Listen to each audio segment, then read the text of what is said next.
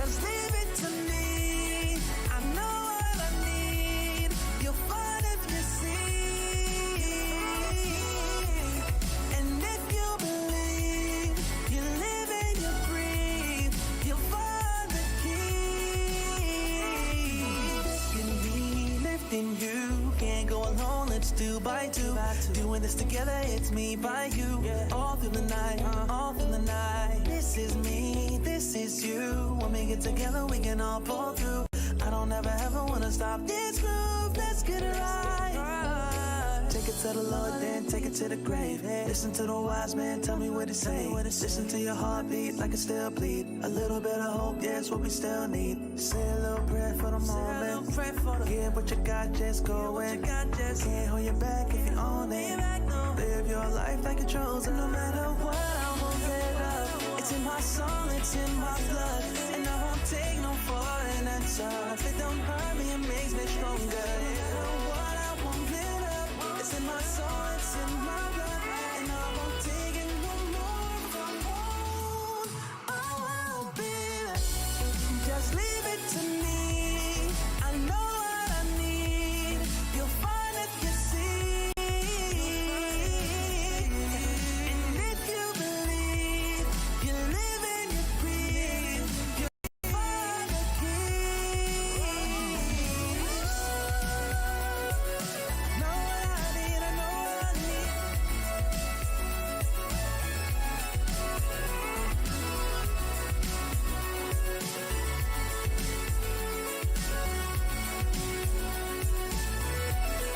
You find the keys, the keys.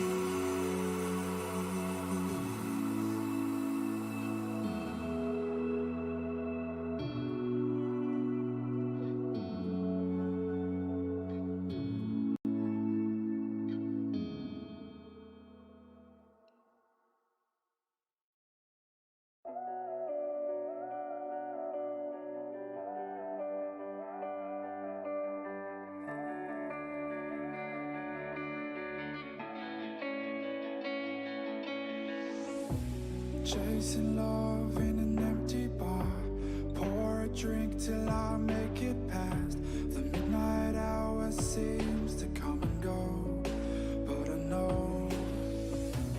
Walk on up with a drink in hand, sipping mixes 'cause you can.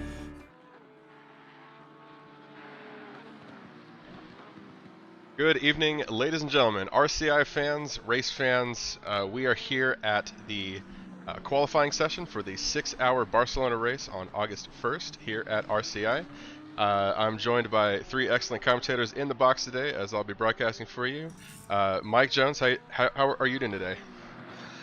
You know, Nick, it's a little early in the morning out here on the west coast of the U.S., about 0900, and it is feeling like race time. It's not quite as dark as it is out on the track today. It is near to 2100 in this qualifying session. Of course, as the drivers found out last week, this race will be a complete night race, and today we're going to blame that on Mr. Ryan Gill, who is not joining us in the box today, as that was his suggestion, drivers, not mine. So, you know, take it out on Ryan, not me. As he'll be filling in our chat today. But yeah, 6 hours of Barcelona qualifying session will start here in about 3 minutes for the main event next week on August 1st.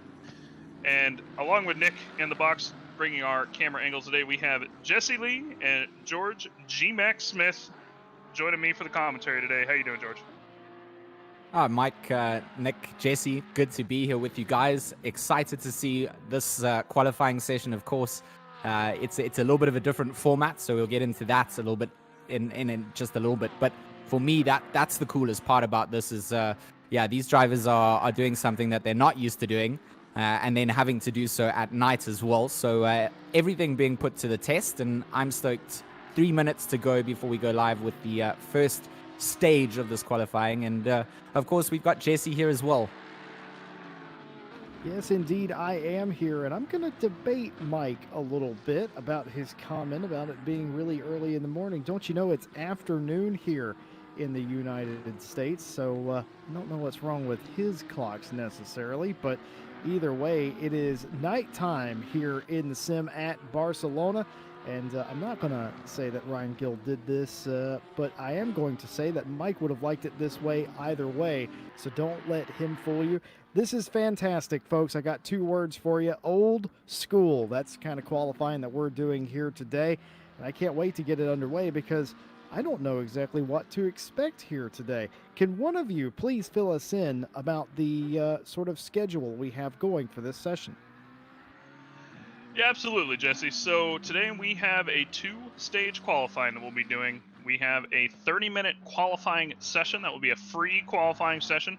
Drivers are allowed to run as many laps or as little laps as they would like during that 30 minutes, as well as many drivers as they like. Of course, this being a 6-hour team race, teams are allowed 2 or 3 drivers on their team, so they can jump into the pits, do a driver change if they'd like, and put down their fastest lap. And then after that 30-minute session, our race controllers will pull the top 10 finishers inside the qualifying, and we will do a single lap Superpole, and we will also, of course, bring you that live, where the top 10 will do a Superpole after that for the final Oh, Bertozzi!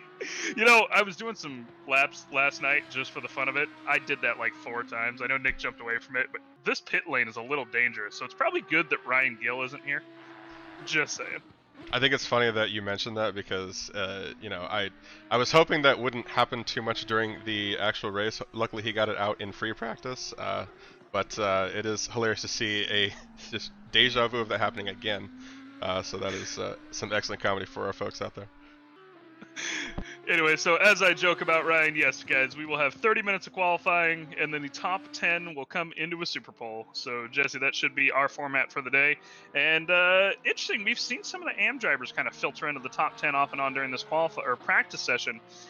Wait time is now over, or up, rather, on the board for this. We will be getting into qualifying shortly. Any predictions for the session here, guys? I mean, I think there's so many drivers sharing cars here that it would be interesting to see who they sort of or who gets put as the best foot forward. Obviously, the teams have the choice of running both or all 3 of their drivers in the qualifying session to try and get their car into that top 10 Superpole shootout. So it is going to be make or break. It will be interesting to see if some of the AM guys do manage to get up into the top 10. I think that will be interesting. I don't predict that they will have the pace to do so. There's a very specific reason that the splits are split the way that they are. I mean, drivers have their limitations, and we try and seed it as best as possible. So it would be highly interesting to see an AM driver come in. But I think we're going to see a stacked pro Superpole coming up, to be honest. Yes, indeed. And with that, the time has started. 30 minutes. You heard Mike Jones say any driver can jump in the car for their team and take it around a lap. The top 10 will advance to a Superpole. But right now, it is a 30-minute jam session.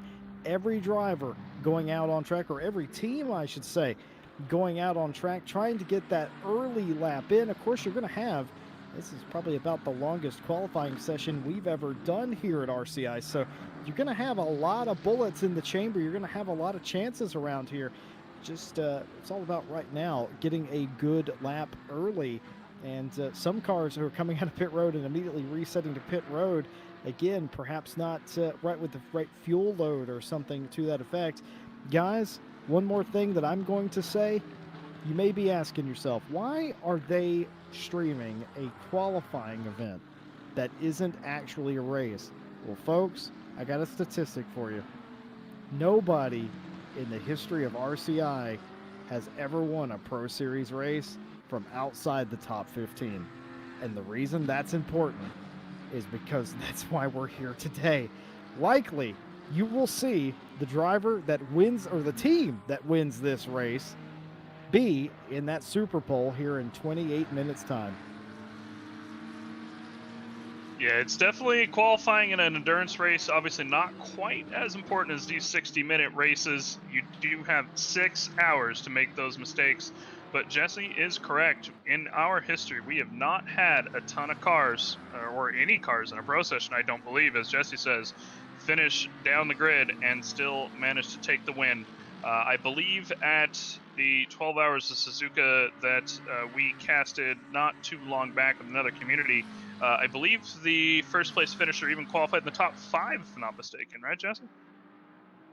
Yeah, I believe that's true. Ryan Gill points out something that in a previous work engagement that we had that had happened, but you'll notice I said RCI history, although brief.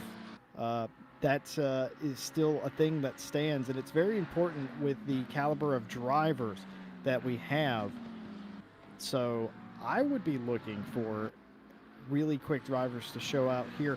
Does anybody with you guys kind of tick all the boxes for you early, especially after seeing practice? I don't really like to gauge too much off of the practice sessions. I think that they don't open up too much insight to what's going to come through. I think a lot of the teams are dialing in their finite settings and just kind of trying to adapt their setups to the predicted conditions that they're going to go over to quali with, right? So, they feel what the track feels like in practice, and then they go out and they feel what their ideal fuel load's going to be. They see what they could potentially do, where they want to leave the pits. I think that's where they're using their practice sessions. So, I mean, Varga is currently our number 21 car. He should probably be coming out to set some of our first lap times here. He's coming up to the final chicane now. So if he hasn't invalidated his lap time, he should be the first car to cross the checkered line here for the start of our qualifying really. So it comes around the final corner over the line, sets a 1:44.325, but is immediately topped by Patain with a 1:43.59 and jumped by Richter by just an awesome time coming in from 3 times. Takamaki jumping in with a 1:43.389 as well. So this is what we get excited about. 26 minutes of guys just trying to better their times and stack up and get into the top 10. So it's interesting you mentioned this, Mike, initially, was that any driver for their team can come into the session, they can jump into the car, and they can set a time. I wonder how many teams are actually going to do that, considering that likely by now most of these teams know who their fastest boy is, and they probably maybe would give somebody else a shot, maybe if they're struggling with the conditions. I can tell you this, the track is optimum, there's a negligible wind. The track is as hot as it's been all weekend. It's 19C for this session, and it may go down as the time rolls on here, which might be beneficial if the track is a little cooler for some of these cars at the end of the session. We'll keep an eye on that. Michael Muthen has went to the top of the board, a 42.8, setting the gauntlet. That bumps Osi Takamaki down to second place with his 43.3. And I saw Turkka Heikkinen run that 43.4. He was on pole for literally 1.25 seconds before Mr. Takamaki took it. And now Muthen has the provisional pole. I think these times are going to get a heck of a lot closer, guys. Yeah, I agree with you, Jesse. I'm currently watching the split times here over on my other monitor. Lucas Rama, for example, 3/10 up. This man that we're watching right here, Mr. Varga, very, very fast driver. Would not be surprised to see him close that gap as well. We've got Rommel back in 4th place, a little bit of time up. We've got Mateo and Akos back in 10th and 11th, some time up. 15th place is almost a second up at the moment. And of course, Varga just kind of starting his lap here. We'll see if he's able to improve. As I said, very, very quick driver. And, he's only got a second and a half to make up. Actually, 1.82 now as Tauscher slaps down the gauntlet at a 1:42.483. That is a very, very quick lap coming out of that portion. Of course, we saw that team in the free practice session being very quick as well. Looks like Varga's got to back off there a little bit. He kind of lost it. That's part of the thing in a free qualifying session, boys, is you got to kind of make your own room. I'm looking at the map on my own screen here, and we're seeing about half the track not filled at the moment. And if we can get these guys to spread out a little bit more, you've got 30 minutes here to kind of go out and set a lap. If you can get some space and slap a lap down, it's very possible. Muthen already about a 10th up here, almost 2 tenths up, as he's about halfway through his lap. He's coming after Tauscher. Yeah, he Absolutely. sure is. He wants that piece. And just one thing I'm going to mention before I let George continue here is, man, you think 30 minutes is a long time, and it sort of is. But as somebody who's done it, whenever you're trying to set a banker lap, 30 minutes seems like 5 minutes sometimes, George. Yeah, it really can just plague the back of your mind. Muthen here doesn't want to let that happen to him. Into the hard left-hander, has found an extra 10th coming through there. Drops it, though, on the exit coming into the very tricky third sector here with, of course, the end chicane that kind of kills all your rhythm. But you want to carry as much speed as you can before that. Muthen is still a 10th up before he comes into the chicane. 2 tenths up as he gets onto the brakes. 3 tenths up as he gets to the apex and the exit. He doesn't want to lose time on the exit, but he also doesn't want to invalidate his lap. And he's only managed to keep a 10th up. This should get him over the line. He's lost it coming along, and I think he'll hold on to second for now. Tauscher remains in pole position. Muthen needs to fire back again. He knows it's potentially there. He saw those 3 tenths come up towards the third sector, and it was just kind of trying to keep the car within the track limits that prevented him from getting that lap in. Yeah, and that's really what it is here, is just they just need to get themselves a little spread out, be careful, you know.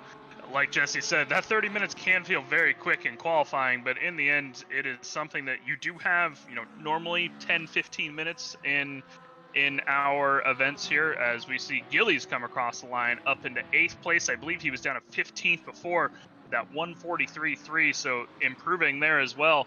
Currently have 12 drivers within a second of each other, but yeah, Jesse, I mean, like, normally we have 10, 15 minutes in that qualifying session. 30 minutes here. Of course, there's 45 cars out on the track as well. So, as you say, that could feel like 5 minutes at the same time, but they do have twice as much time, if not 3 times as much time as their usual. And I think that's going to factor in as well here. Yeah, I think what you're going to see, Mike, is you're going to see a lot lower times than you would normally see, because they're able to go out and make a run, make an adjustment if they need to make an adjustment. They're able to do multiple runs over and over again, get several laps into the tires, make sure the pressures are completely optimum, and go out there and set that really quick lap. And I think that all that's going to do is help them be closer together on time, and I think that'll also help them be more comfortable. But again, you also have to be acutely aware that 30 minutes can tick by. I mean, we've been sitting here, it feels like it's been 2 or 3 minutes, and nearly 10 of their 30 minutes has gone. They only have 20 minutes left, 8:09 p.m. And that's what I'm talking about. You get turned around, you get focused in on your lap, and then you sort of run out of time. They all have to be aware of how much time that they have left on the clock, and almost in a way, they almost have to forget about it. I know I'm double talking here. I'm talking in circles. It's because it's sort of a little bit of both, really, as we go over 20 minutes. Nobody really going too much quicker on their time. To see Eric Ingman is on a lap right now that might be going in the right direction in the number 300 Aston Martin. This is a AM car. He's been perpetually up a 10th for the majority of the first and second sector. Actually is going to gain a little bit more, perhaps, but just been a very smooth lap by Eric Ingman at this time, as he'll continue to go into the third sector here. We'll see if he can gain a little bit. Then Aston Martin gaining a little bit into every corner, I've noticed here on the timing and scoring sheet. That will do him justice in the 6 hours. As a matter of fact, he's up 3 tenths now just on those few corners. Got to watch yourself to not get boxed in by lap traffic. Don't think it'll be too much of a factor in front of him. Perhaps just a bit of a visual distraction, as he's up 4 tenths of a second running in that AM class. The car gets out of the way, lets him go through. Time is not going to be impacted, but it will be impacted positively as Eric Ingman in the AM class goes all the way up to 7th.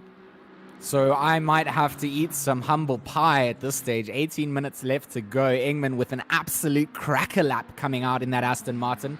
He's going to go and retire it back to the pits. Just looking at Bashir Jadwad at the moment in that number 45 car. Shares the car with Jason Webb. I see that Jadwad is still the driver at the moment to be piling it out. Jadwad at the moment is sort of halfway through his lap, coming up to the left-hander. And for now, isn't quite up on his time. Holds on to 6th place for the moment. is literally being sniffed out by Engman in the AM class, that number 300 Aston Martin. But this McLaren looks like it's very well settled at this point in time. It's looking comfortable. 19 degrees on track. The drivers are still hoping for everybody to put more rubber out as they hammer these lap times down. So the track's sort of in that gripping up stage as we jump down to Patain, the number 93. Also another McLaren. Mike, any favoritism towards McLarens? I mean, they're not a very popular car very often. Always good to see them on the grid, in my opinion. Yeah, George, I totally agree. It's something that we talked about just maybe 30 minutes ago while we were off air. Is Jake Boswell was talking about how he didn't see a lot of McLarens out, and I'm a huge fan of the McLaren in general. It's a very understeery car with the default setup, but if you get a setup in this thing, it can be very quick. And I've always really liked it. Plus, the noise that thing makes is just beautiful. I mean, he's 2/10 up on his lap time. Going to come over the line very shortly. Jumps himself up to 9th. So Patain then gets knocked down by Simon as he then settles down to hold up the top 10. So, of course, guys, just a reminder, the top 10 teams will go through to the Superpole to determine where they start within the top 10 order. So all the drivers here would ideally like to get themselves up there. Currently, we do have one AM car, the number 300, stacked up at position 7. So 16 minutes for our pro drivers to show why they should be in the pro class. I mean, the AM driver of Engman giving everybody hope here.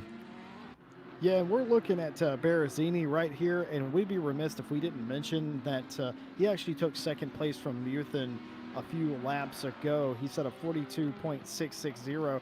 What we're actually seeing here, the reason we're following him is because there's been a bit of a timing and scoring glitch with Berrezzini here. It was showing at one point he was 3 seconds up on his time, and unless he had some sort of secret NOS button, that is completely inaccurate. There's no way.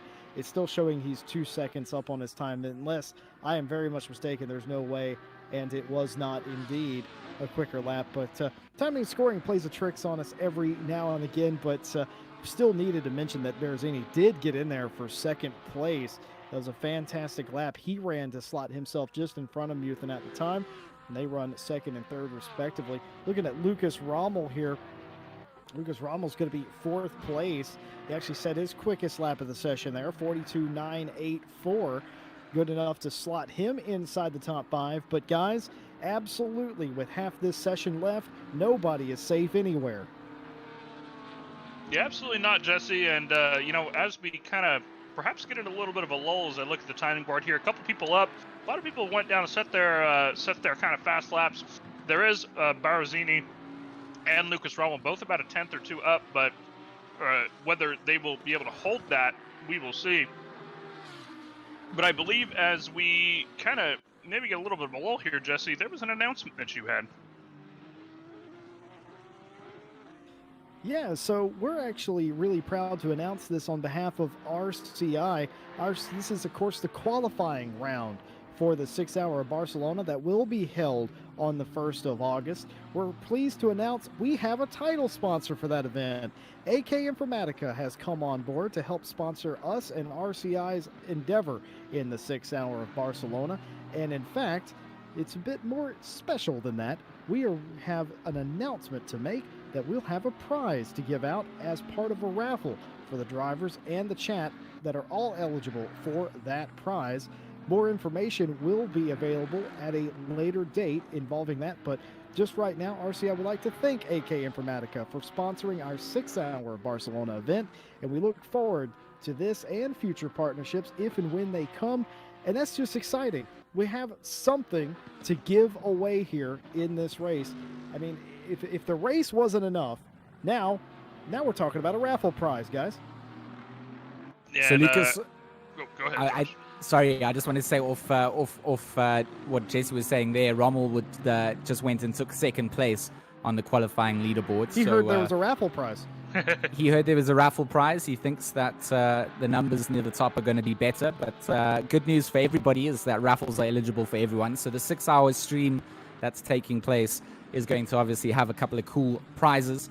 and that means that you guys are eligible to enter. You don't even have to be a driver to do so, which, that's good for people like me. Maybe I could not enter the raffle because I'm probably banned from it. So, you guys have to go out and win it for us. So we're going to look back at Muthen, who, of course, was right at the top earlier on. He's dropped down to 4th place here in the number 18 Porsche.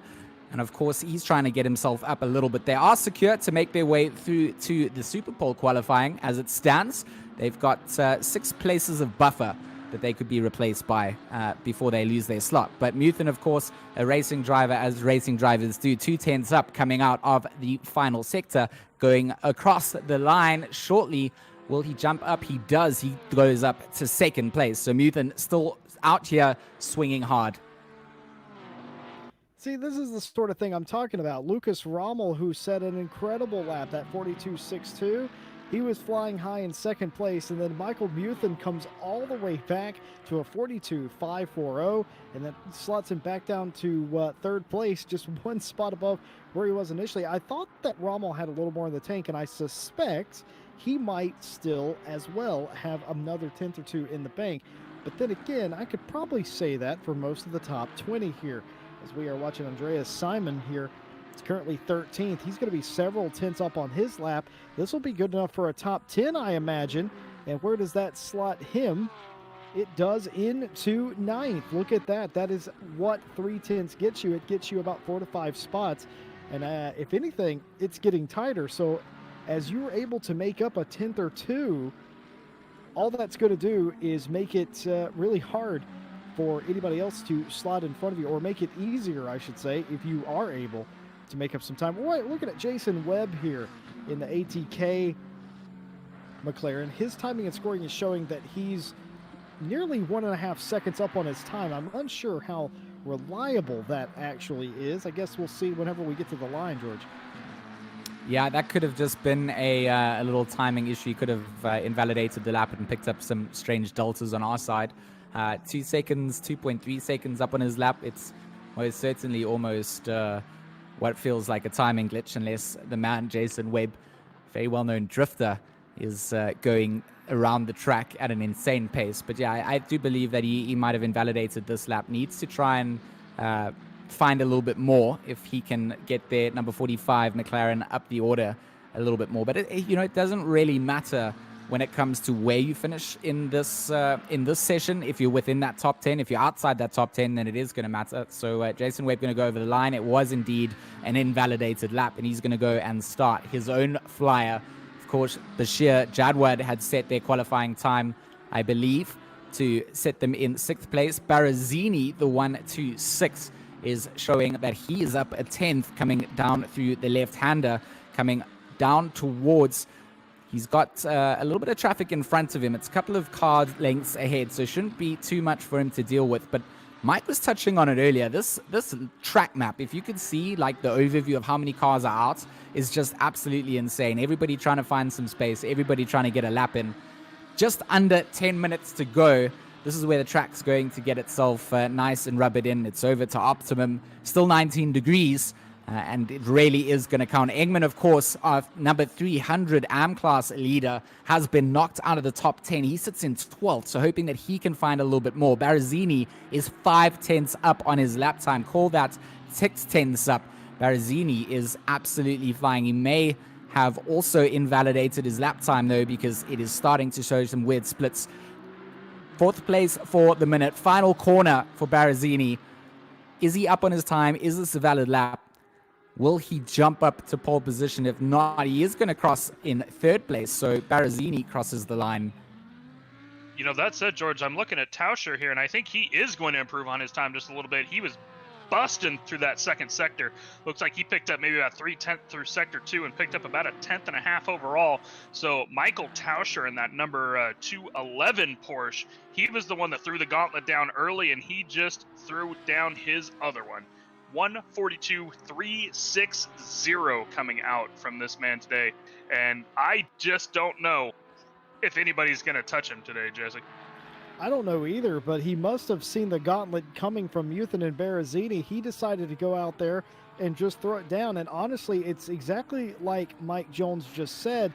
I think he can go quicker. He lost quite a bit of time in the third sector after gaining it in the second. I think he could go back out there and actually go a few tenths quicker if he needed to. He's actually tracking identical to his previous lap. We'll see if he picks up anything in the third sector. Got not a whole lot of cars going quicker at the moment. He's going to have a little bit of lap traffic in front of him at this time. So you got to be very careful of that, as he will come back around again. And he actually is tracking a tenth better. He picked up a tenth, 2 tenths in the final sector. And what is that going to do for him? That's a good question. He's got another 20 seconds or so left on his lap, Jesse. About a tenth up at the moment. He lost that little bit, but again, it was sector 3 where he was losing it, and he just picked up another tenth there as he's wrapping around the final chicane, tracking 2.5 tenths, almost 3 tenths up. He's going to come down onto the front straight at the moment. Currently about 4 seconds from the line as he's going to be coming across 3 tenths up. This could be almost a 141. That is a 142.036. That lap is that is the fastest lap I think I've ever seen anybody run around this track at reasonable condition. That is just ridiculous. He is now a half tenth above Muthen in second place. And I want to say that this man, racing with the Ryan Meenan brothers, by the way, next weekend. Of course he is. Of course he is, right? The Ryan Meenans, Cormac and Killian both have just got to be watching this stream just going, Michael, you get all of the race time next weekend. Thank you, sir. So insane lap. Here's the thing. I'm going to play devil's advocate, George, and this is what I'm going to say before I hand it over to you, okay? I think Michael Tauscher can go quicker than that. Back to you, George. You know, I don't think you're wrong on that. I think that in his mind, he's got a 141 in planned up. I don't think he wants to show that card coming out. I think that's what he wants to say. It's in the Superpole when they go over to that sector. But I mean, a 142 pretty much dead and being half a second up on Muthen for second. We're going to look at Egger, who is in third place, 7 tenths up on his lap time. So this is also an incredibly quick time coming up. I mean, this is going to potentially drop him into those 141s and dethrone Tauscher's lap. So he's coming down. He's only got the last sector still to really deal with. Sorry, he's only coming into the second sector, really. And Egger definitely on pace for a good lap. The 126 Lambo looking like it is beasting itself around. Unfortunately, you got to always question whether some of these split times have been set legitimately and they haven't invalidated their lap. At this point, it doesn't look like Egger has, but he is really flying along at the moment.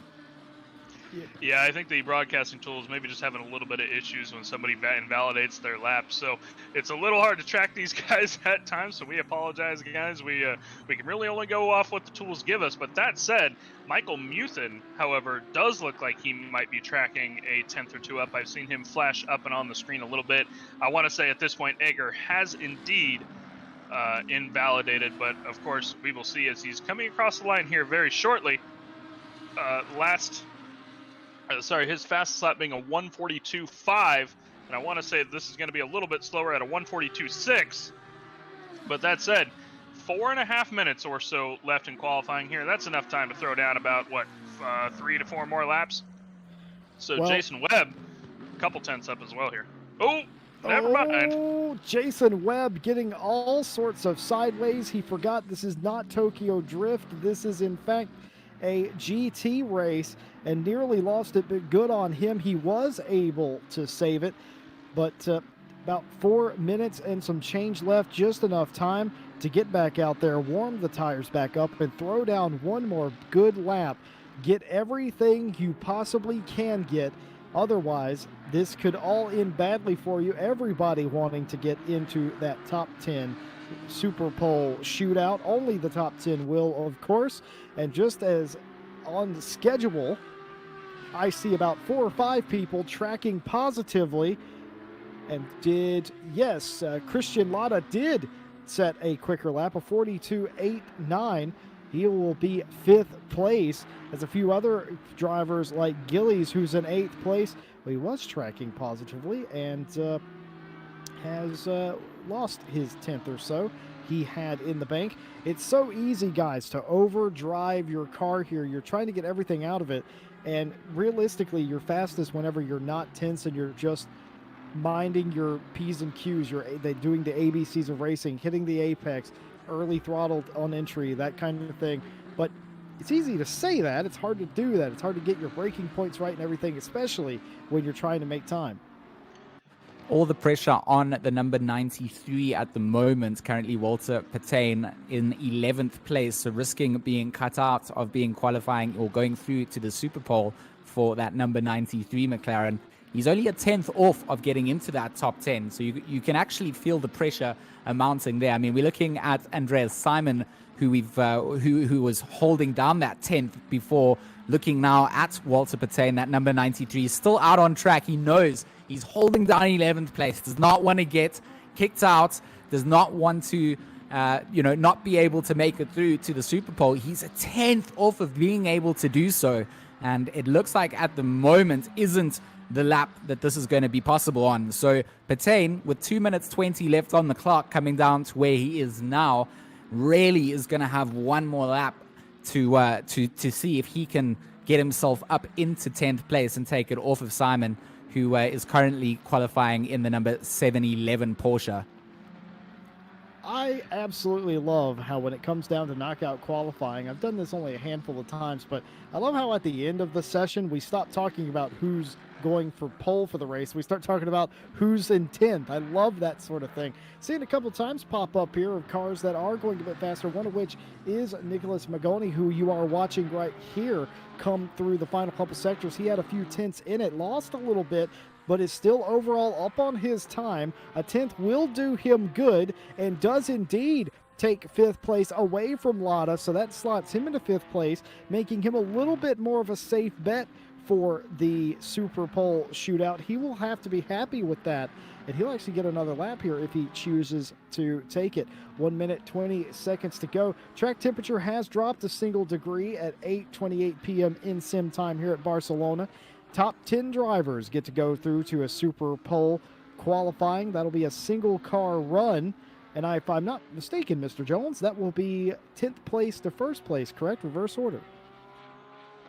It will, yeah. We are going to take 10th place to 1st place, which I actually didn't talk to the race controllers about, but hey, race controllers, if you're paying attention, which I'll be jumping in there in a few minutes once this is over to discuss anyway, as we take a short break on the stream between the qualifying sessions here. It will be just a few minutes before we can get the server set up in the Superpole, but we'll go 10th place to 1st place, and of course we still have that couple more cars that are giving it a run here. Luca Bertozzi back in 12th place is a 10th up, and that almost is just about enough time to get him up into the top 10. Just lost it though, and he's got maybe about a half a lap, if not a little over a half a lap here to go. He can still get back up into that 10th place and take that spot away from Simon, or possibly even above that, as we see the grid between 7th and 7th and 11th place is within a 10th of each other, which is just ridiculous. That mid-pack is just so close. Of course, Tauscher in that 211 Porsche out of 1st place, just blazing lap at a 42.0. Nobody even there to touch him. It'll be very, very curious to see how he does during the actual Superpole, because of course, our worst lap in the top 10 right now with Simon at a 43.0. I'm really curious to see how that works out in the Superpole, because in the end, you've got one lap, make or break. What do you guys think the laps are going to look like here at Superpole? Well, I think everybody's going to put their best foot forward, and it's going to be so interesting to see if the guys can come out level-headed and do it. Bertozzi is coming into the final sector. He's tracking dead on with his lap time. If he can find a 10th coming into the final parts here, he might be able to take a position off of Patain and jump himself up to Simon. If he gets that 10th, he could. He looks like he's lost 2 tenths, so he's run very wide as well on the exit, and I don't think this is going to be enough for Luca Bertozzi in the number 46 Audi to jump up into the potential Superpole. Nope. He accepts 12th place there on the grid, and it will be Andreas Simon, the number 711 Porsche here, to be the gatekeeper for Superpole. 10 teams go through, and 10 teams will decide how they start the 6-hour race, and that is crucial in getting a good start to finishing the 6-hour, of course. Yeah, I mean, as Jesse said, we have not had too many people in too many races, if at all, run out of the top 15 in qualifying and still finish on that first place in one of our races here. So as we wrap up the qualifying session here, your top 10 include Michael Tauscher, Michael Muthen, Barzini, Rommel, Magoni, Latta, Webb, Gillies, Tsankis, I'm not even going to bother pronouncing that one. I apologize, Giannis. And of course, Andreas Simon will be our top 10. We will see these drivers in the Superpole here briefly as we will break away from the server momentarily and come on back to the Superpole server. I am going to leave you guys to it for a few minutes to talk while I go talk to the race controllers and we get everything set up for the Superpole event with some awesome qualifying laps, very tight session. And we will see you guys for the Superpole in a few. Jesse, I just want to talk to you a little bit about some of these drivers in these teams that are obviously going through to the Superpole.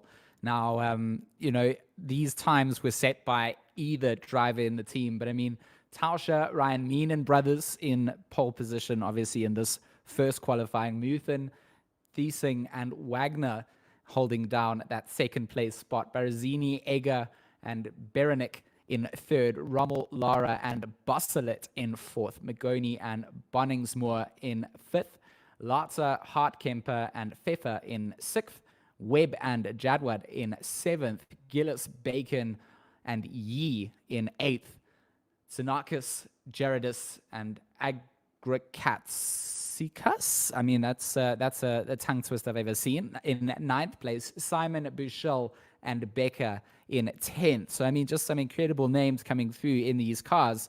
And these guys are all now going to be in control of how they're going to start the 6 hours. So, it's make or break time. Superpole, Jesse, I mean, just to let the viewers know about what Superpole is, you've got one lap. If you invalidate it, it's done. You go out, you do your out lap, you come around, you cross the start-finish line, and that's where you then begin your one and only chance.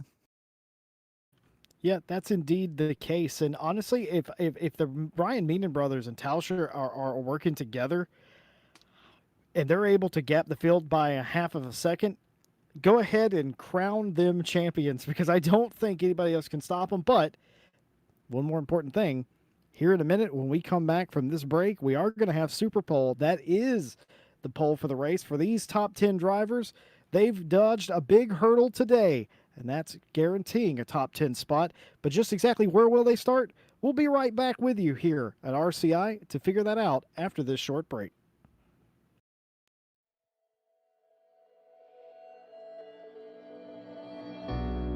We're living for the moment now, we're one with the world. I can't lose this feeling I get. My heart's in the right place, and so is my soul, yeah. I won't take no excuses for it. Love it, need it, live it. I feel like something's missing when I do not have it. I feel it in my bones, gotta find my space. These emotions on my face, taking a toll, I gotta pay it forward. I'll give it all that I can. No matter what, I won't let up.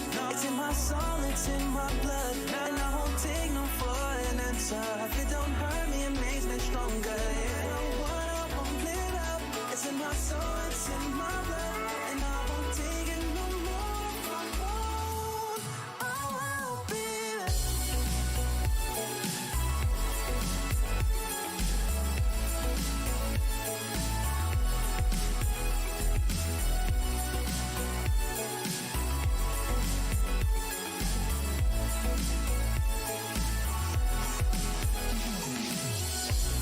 Just leave it to me. I know what I need.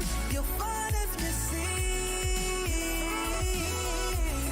And if you believe, you live and you breathe, you'll find the key. Lifting me, lifting you. Can't go alone, let's do by two. Doing this together, it's me by you. All through the night, all through the night. This is me, this is you. When we get together, we can all pull through. I don't ever wanna stop this groove. Let's get it right. Take it to the Lord, then take it to the grave. Listen to the wise man, tell me what he say. Listen to your heartbeat like it still bleed. A little bit of hope, yeah, it's what we still need. Say a little prayer for the moment. Give what you got, just go in. Can't hold you back if you own it.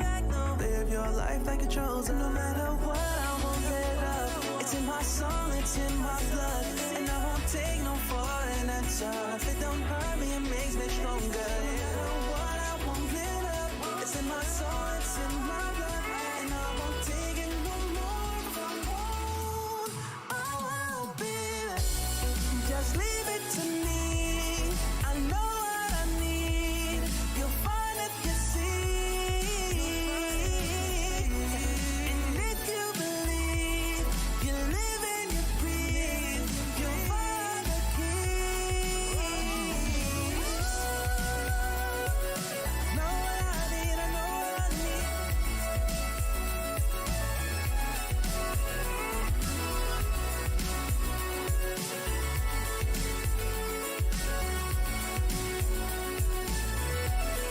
You find the key.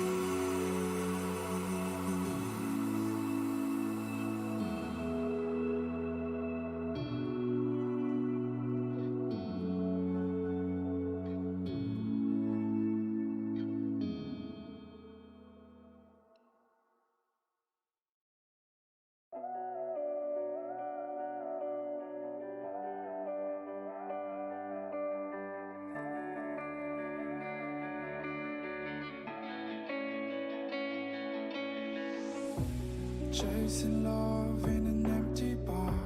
Pour a drink till I make it past. The midnight hour seems to come and go, but I know.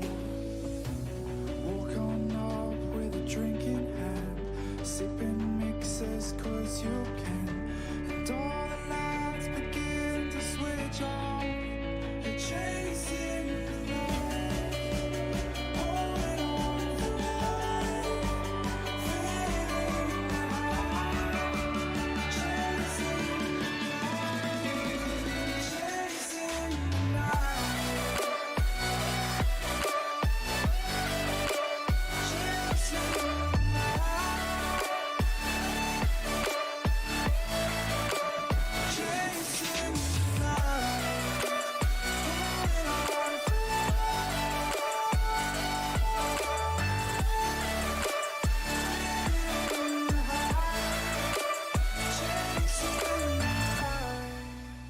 holding on for holding on for life, feeding the high, chasing the night, chasing the night. Hotel rooms and city squares, champagne bottles, drum and snare. The sights and cities seem to fall away when you stay. Locked in love for a night or two, losing sleep just to get off you. Day to day you wanna stay out, you're chasing the night, holding on for life, feeling the high, chasing the night, chasing the night, chasing the night, chasing the night, holding on for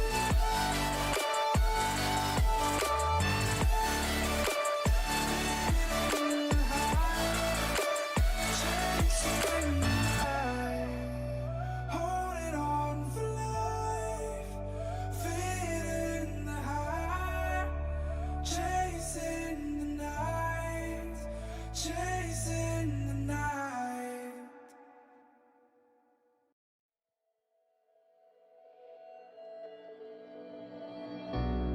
We're living for the moment now, we're one with the world.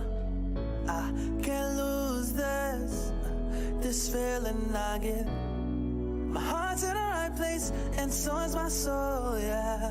I won't take no excuses for it. I want it, love it, need it, live it. I feel like something's missing when I do not have it. I feel it in my bones, gotta find my space.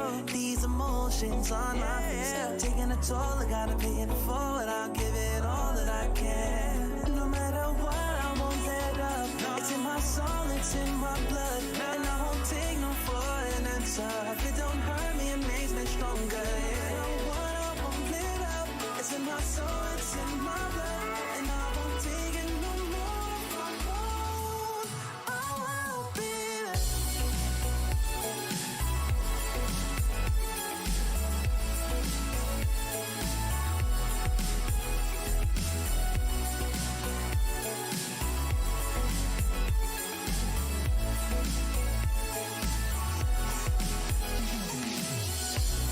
Just leave it to me. I know what I need. You'll find if you see. And if you believe, you live and you breathe, you'll find the key. Lifting me, lifting you. Can't go alone, let's do by two. Doing this together, it's me by you. All through the night, all through the night. This is me, this is you. When we get together, we can all pull through.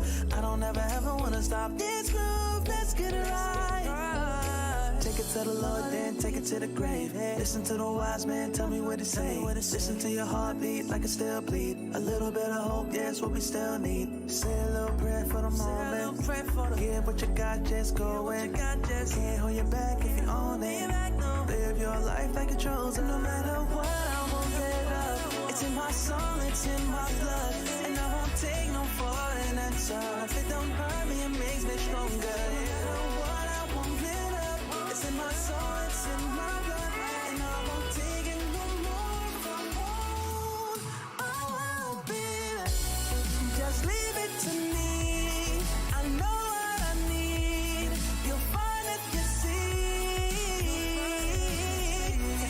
And if you believe, you live and you breathe, you'll find the key. Know what I need, I know what I need.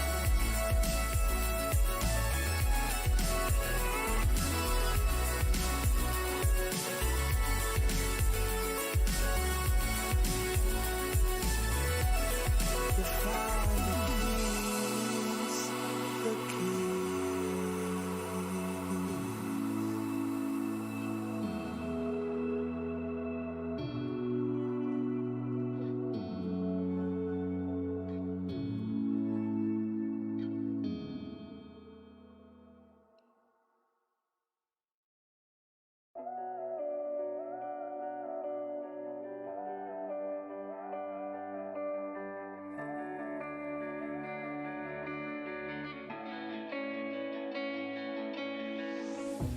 Chasing love in an empty bar. Pour a drink till I make it past. The midnight hour seems to come and go, but I know. Walk on up with a drink in hand, sipping mixers 'cause you can. And all the lights begin to switch off. You're chasing the light, holding on for life, feeling the high, chasing the light, chasing the night, chasing the night,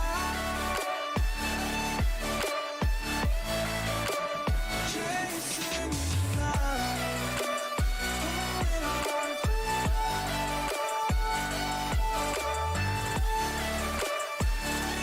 feeling the high, chasing the night, holding on for life, feeding the high, chasing the night, chasing the night. Hotel room homes and city squares, champagne bottles, drum and snare.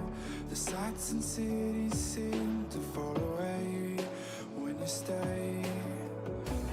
Locked in love for a night or two, losing sleep just to get a few. Day to day you wanna stay out, you're chasing the light, holding on for life. And welcome back, race fans. We are here with your top 10 from the previous qualifying session. Excited to see this Superpole for the top 10 in the 6-hour Barcelona race on August 1st.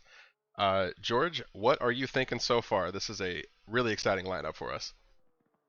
A little bit of controversy here in the Superpole, because our top place car, the number 211 Porsche that Tauscher, Ryan Meenan brothers were piloting around, has not shown up to the Superpole, and that means that they are not going to, well, they'll be disqualified from this Superpole session. So we only have 9 cars running here, the balance of the cars all making it through here. But I mean, that's a big change up. You know, with the lap time that they said, we said, you know, leading the second place drivers by almost half a second, things are going to be interesting if the others couldn't adapt. And with their car not showing up here tonight, Jesse, that means that it could be anybody's pole position.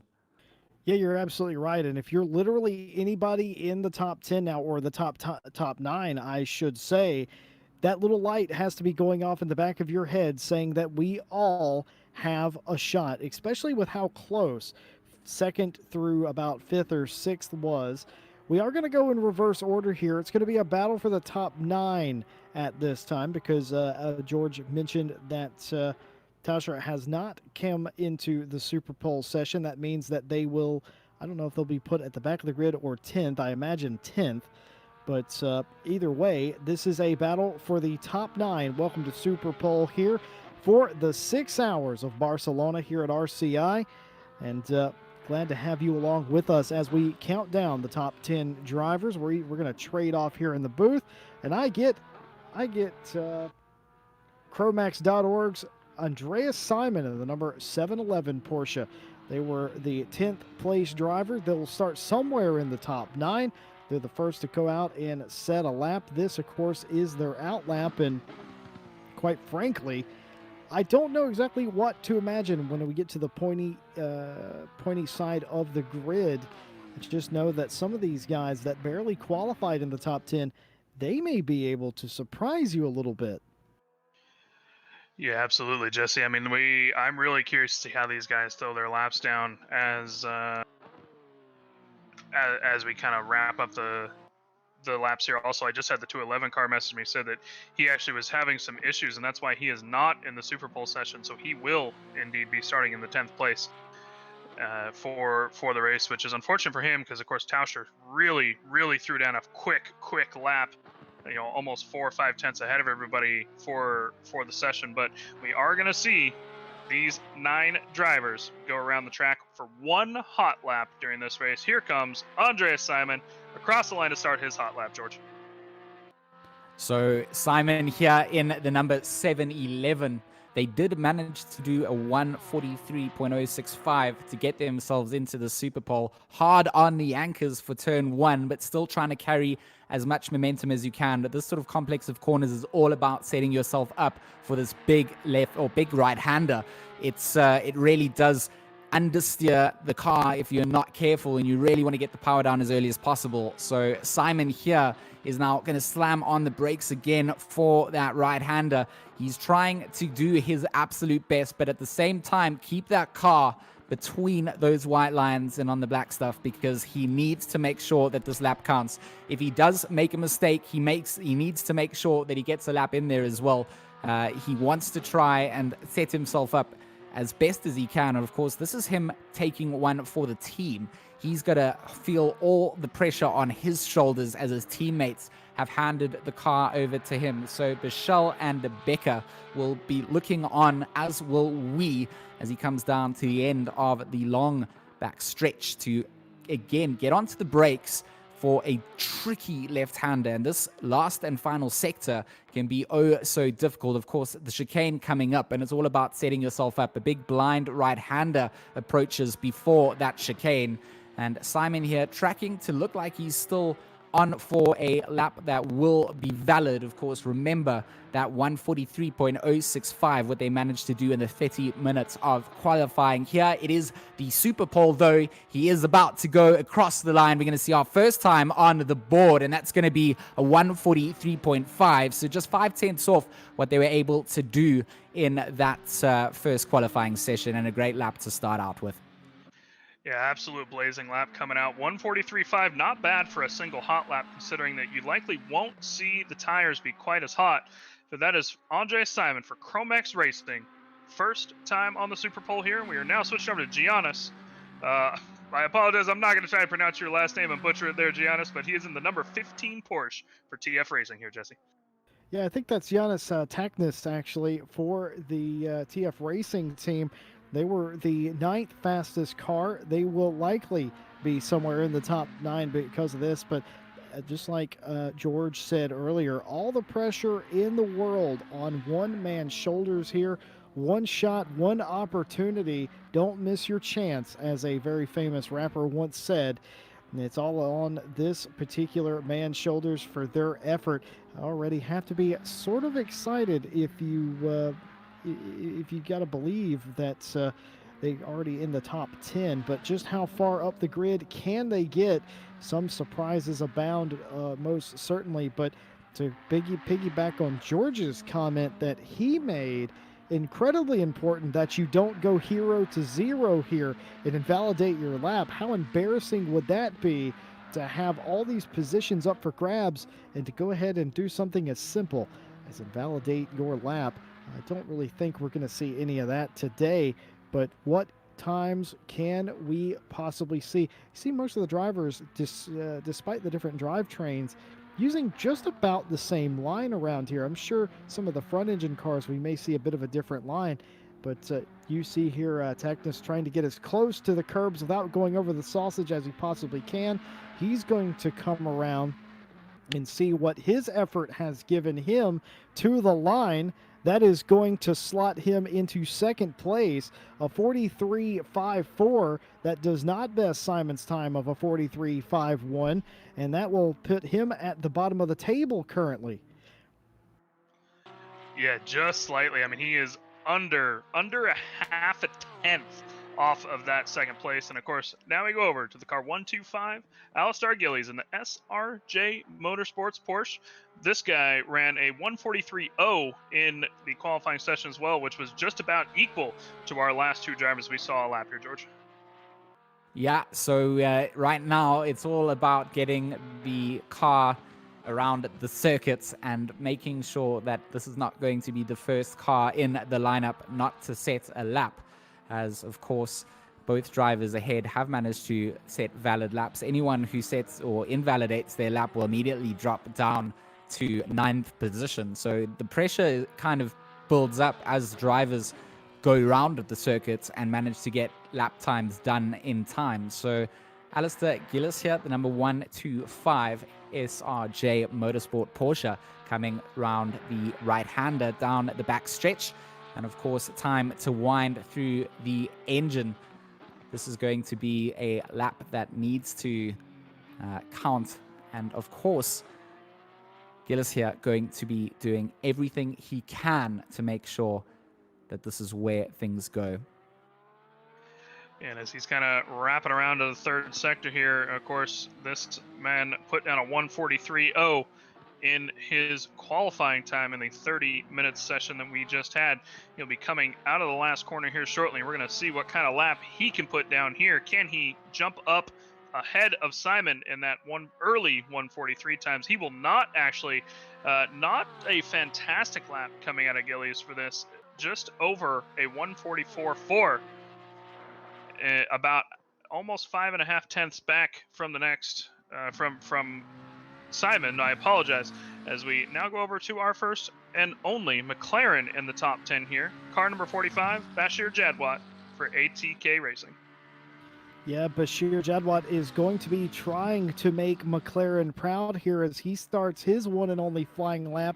He saw everyone in front of him, i.e. behind him, go slower. So can he change the trend of the day and be the first one to go quicker, or dare I say, even be on that provisional pole? He has an incredibly smooth first couple of turns as he winds out the first sector or so. We'll see just exactly where this lone McLaren in the top 10 can get him, or how far up the grid that is that he can take himself. We heard Mike Jones earlier talk about how this thing on default setup tends to understeer. I'm seeing zero signs of Jadwat's McLaren understeering here today. Looks like that ATK car has just the right kind of stuff. And guys, I can clearly see from my timing and scoring, he's trending in a positive manner right now. This could be a quicker lap than some of the other competitors. Of course, Gilly's not quite on the pace as Taknis and Simon, but this indeed could be quite a quick lap for the ATK boys. Just another sector to go, and we will have our answer. It looks fast, but you never can be too sure. As he's getting all the way over across the track onto the curbs, he takes a really cut line through the chicane, hits the curb, comes across the final corner, and we will see just where he slots in. And as predicted, Jadwat to pole in the number 45 ATK McLaren. Yeah, there we go. That is pretty close to his overall qualifying time. Of course, this car 45 in the session put down a 1:43.038, so pretty close to his overall qualifying time. As we see Christian Lada come across the line for his hot lap, something I'd like to point out before I toss over to you, George, for this one is we have a 15 kilogram bop put on these Porsches here, and of course we saw 4 Porsches, still actually 5 Porsches if we count the 211 who did not make it to the Superpole, still get those qualifying times down. And of course the Porsche is still just a very, very quick car even with that bop, and we saw excellent pace come out of them through the race session even with that. But we should hopefully be able to see some of these guys compete with them as we're watching the T3 Esports 4 car 133 Audi come across, George.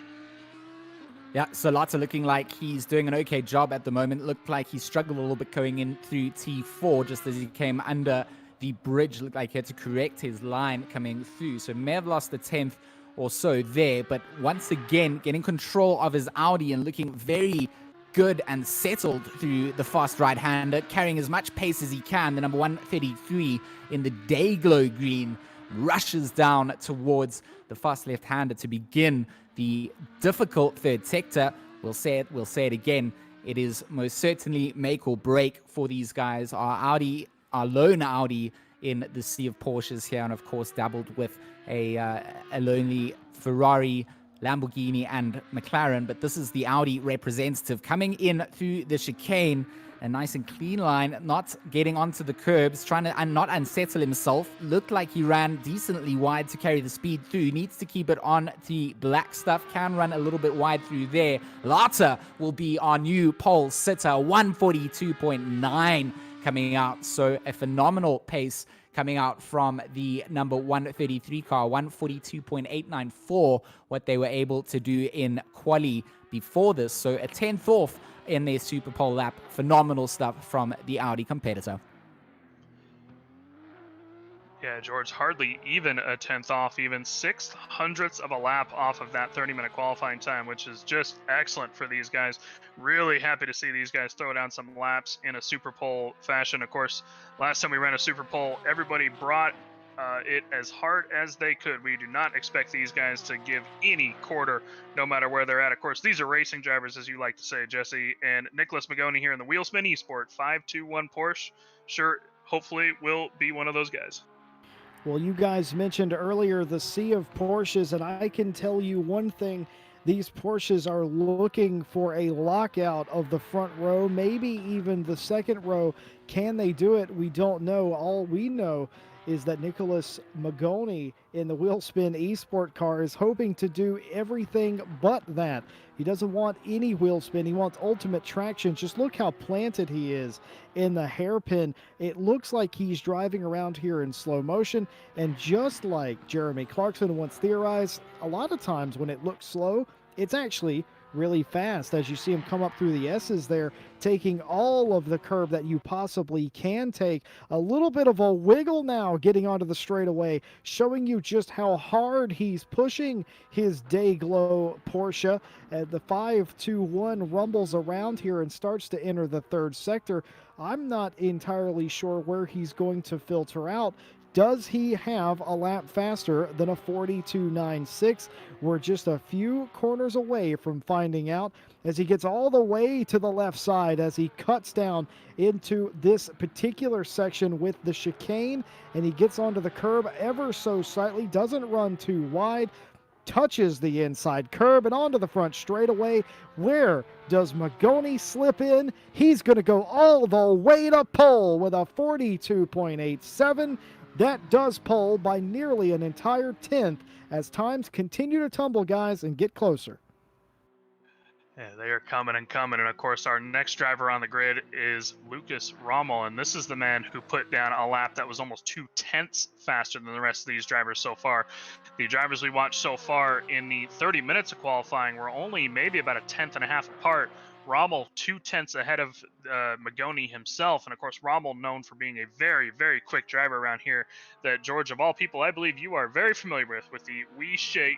I'm going to call it Wee Shite. This is a PG stream, right? The 137 Porsche. Yeah, the 137 Porsche now going to show us what they are capable of. Of course, Lucas Rommel, a very accomplished driver and a certainly good elected driver to come out and set the Superpole lap. Mr. Consistent, and of course got those blistering lap times to boot as well. So the 137 comes down to that midway mark on the track. Of course, the tricky sort of left-right hander. It's not quite a chicane, but of course you still have to navigate it with the same sort of respect. The fast right-hander, again, can throw you off, unsettle the car, can tuck you into the kitty litter and ruin any potential that you had. That's not happening here for Rommel. He's looking like he's stable again through the left hand. It's all about carrying speed. You can use that runoff to the right, then you can cut back across, use as much curb as you can before you slam on the brakes for the right-hander, which of course has a little bit of strange camber before you come up to the blind right-hander. You don't want to touch that sausage curb on the inside. You want to get the car to the right for the onset of the chicane, and Rommel using that curbing gets off, looks fast coming through. Lucas Rommel now around the final corner will go not even using the runoff. It does look quick from Rommel. He's going to go with a 142.8. So only 500ths off on Magoni's time there in second place. Yeah, that looked like a very quick lap. It was not quite as quick as his qualifying lap earlier, but pretty damn close, still within that first place, as we're now going to go over to our last two drivers here, over to our Lambo, in fact, in the 126 in Barzini. And before I toss to Jesse to take us around this lap, guys, I just want to point out one more time, as Jesse announced earlier, we very much appreciate the fact that AK Informatica will be sponsoring our 6 hours of Barcelona next weekend on August 1st. And of course, there will be some prize that they will give out to us to give out to you guys. So keep tuned into Discord for some announcements about that when we get some more specifics to put out for you guys. We will have a prize for the chat as well as the drivers. Everybody will be involved in that. You will need to be in the stream, and just keep an eye on Discord. We will throw up that information hopefully within the next couple days. Should be pretty exciting. It's always awesome to see some prizes go out, both for the drivers as well as the chat, and it will be just a participant session, as I'm gonna now turn it over to Jesse for the Orion Race Team 126 Lamborghini. Indeed, Orion Racing always shows up and shows out, and you could see just how ferociously Fulvio Berrezzini is driving this car. He was not only denied a chance at the pole in the regular qualifying session, he was denied the chance for second by Michael Muthen, who will be up in short order. But right now, Fulvio Berrezzini can do it for his Orion Racing Lamborghini team right here, right now. If he can throw down the gauntlet, he knows he has the speed. to take it to Michael Muthen, but can he indeed make this Lamborghini go around here as quick as it needs to? We're just a few corners away from finding out as he's cutting every corner perfectly. Gets up onto the curb. How does he round the final bit? It looks good to me. Takes a really wide stretch onto the front straight.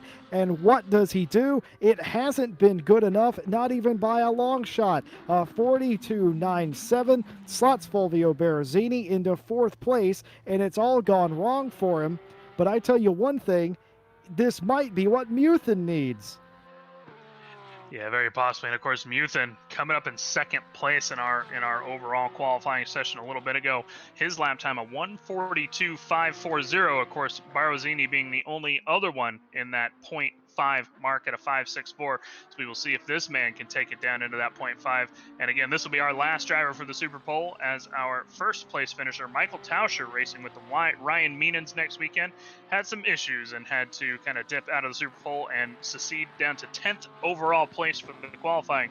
But George, as our last qualifier, rounds through the first sector, Michael Muthen in the 18 Porsche for the GT Series team.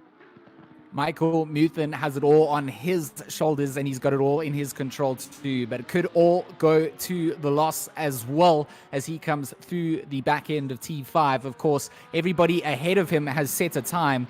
There is a car still out on track doing his cooldown lap, who I believe is Berrezzini in that Lamborghini. Muthen here coming up to do his hot lap for the Superpole, and of course he's on his flashes already, so he sees a Lamborghini in front. He's maybe not got his head in the game entirely, and this might play into Rommel's hands. But of course, Muthen still got it in his control. Like I mentioned, he needs to make sure he gets a valid lap, and he needs to make sure he gets this green number 18 positioned near the front of the grid. They want to have the good start. They proved they had the pace in the 30 minutes of qualifying, and coming out here for the final time, he'll go through the chicane. It looks like he has a clean lap out. Lamborghini of Berrezzini still finishing off his cooldown lap. Muthen takes a lot of curb coming out. That might impact this exit. He goes round the final corner, and this will be Michael Muthen's Superpole lap. Where does he go? And it's only good enough for fifth place there. So absolute upsets coming out in the Superpole. Rommel will start in pole position. Magoni will start in second. The 521 Porsche, the number 133, piloted by Lata, will take down third. 126, the Lamborghini of Berrezzini, starts in fourth ahead of Muthen on screen at the moment. The number 45 McLaren from Jadwood and Jason Webb starts in sixth place. Simon, who piloted the 711, will start in seventh. Tanakis in the 15 Ferrari starts eighth, and Gillis will start that number 125 in ninth. And of course, 10th place goes back out to Tauscher and the Ryan Meenan brothers, who unfortunately couldn't show up, but did actually qualify first after 30 minutes of qualifying. I have just got to say, Muthen will be fuming that he had a Lamborghini in front of him.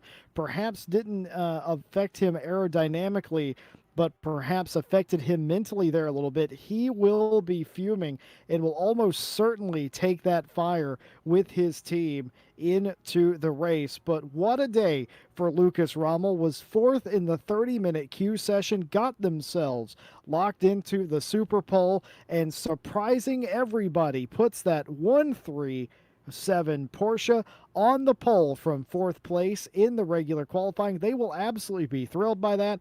And if you look at this timesheet that Nit Setnik has brought up for us right here, you'll notice 3 different cars had 3 different quickest sectors of the day, and our pole sitter Rommel had none of them. Yeah, I mean, that's what you like to see here in a qualifying session, though, guys. You really like to see that, even that top driver, of course, with Rommel not having the fastest sector even.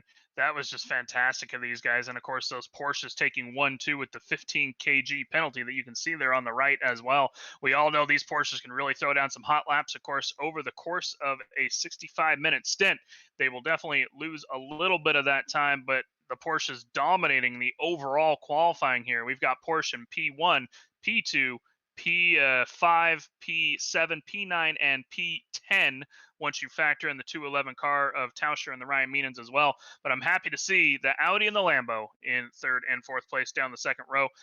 And this was an awesome qualifying session here today, George. I couldn't have asked for anything better. I think the drivers here all brought their A game.